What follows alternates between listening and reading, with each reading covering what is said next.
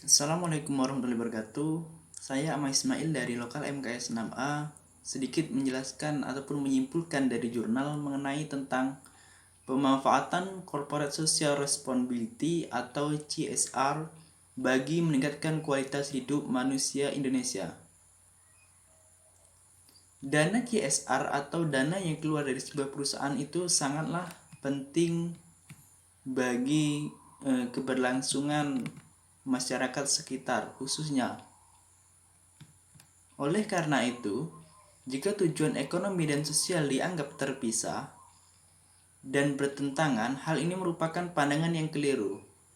CSR harus dilihat sebagai satu kesatuan yang menjadi kepedulian perusahaan dengan dasar 3 prinsip triple bottom lines seperti yang dikemukakan oleh Elkington sebagai berikut. Yang pertama mengenai tentang profit. Perusahaan tetap berorientasi untuk mencari keuntungan ekonomi yang memungkinkan untuk terus beroperasi dan berkembang. Yang kedua, people.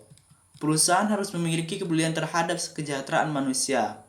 Beberapa perusahaan mengembangkan program CSR seperti pemberi beasiswa bagi pelajar sekitar perusahaan, pendirian sarana pendidikan, kesehatan, penguatan kapasitas ekonomi lokal, bahkan ada beberapa perusahaan yang merancang berbagai skema perlindungan sosial warga setempat.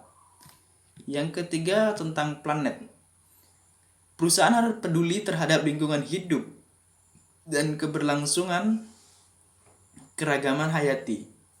Beberapa CSR memang telah berpihak pada prinsip ini, umumnya berupa penghijauan, penyediaan air bersih, perbaikan pemukiman, pengembangan pariwisata. Tapi ada beberapa perusahaan yang enggan ataupun menjalankan CSR tersebut.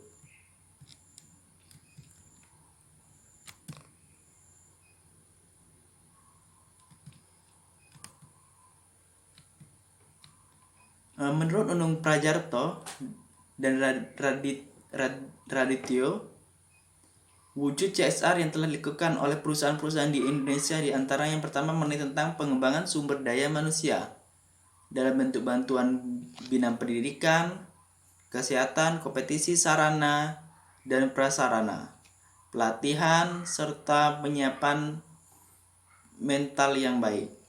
Kedua, pemberdayaan masyarakat di bidang ekonomi melalui pemberian bantuan modal awal, pelatihan manajerial, dan soft skill lainnya. Ketiga, meningkatkan kesejahteraan masyarakat yang tidak terpisahkan dari upaya peningkatan perekonomian masyarakat. Yang keempat, tentang pelestarian lingkungan dengan penanaman pohon di sejumlah daerah rawan banjir.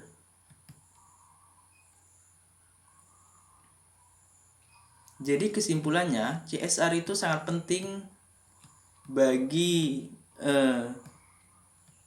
masyarakat sekitar maupun terhadap lingkungan, dan pemanfaatan CSR selama ini memang belum dirasakan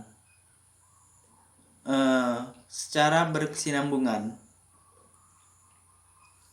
Sebuah langkah konkret dibutuhkan untuk memfokuskan pihak-pihak terkait yang berkompeten dalam bidangnya mendukung jalannya pemanfaatan CSR di Indonesia. Dalam hal ini, peran pemerintah sangatlah penting dalam menyokong terbentuknya CSR dan bermanfaatnya CSR bagi masyarakat sekitar ataupun bagi lingkungan sekitar dalam pembangunan. Yang kedua tentang peran lembaga swadaya masyarakat. Di sini mereka sebagai pengawas jalannya CSR dibanding dengan peran yang dilakukan oleh pemerintah. Hal ini harus diubah dengan mengembangkan kemitraan dengan pemerintah. Misalnya, pemerintah memfasilitasi mendukung setiap kegiatan LSM yang mengawasi setiap CSR dari sebuah perusahaan tersebut. Sekian, terima kasih. Saya akhiri. Assalamualaikum warahmatullahi wabarakatuh.